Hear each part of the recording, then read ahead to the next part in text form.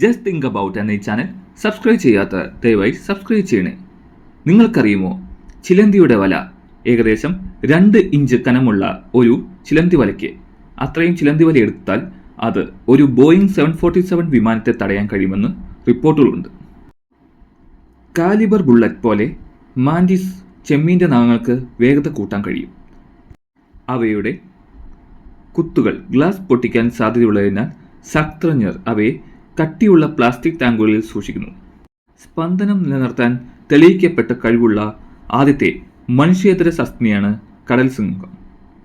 അതുപോലെ തന്നെ എലിവിഷം എങ്ങനെ എലികൾ കഴിക്കുകയും മരിക്കുകയും ചെയ്യുന്നു എന്നറിയുമോ?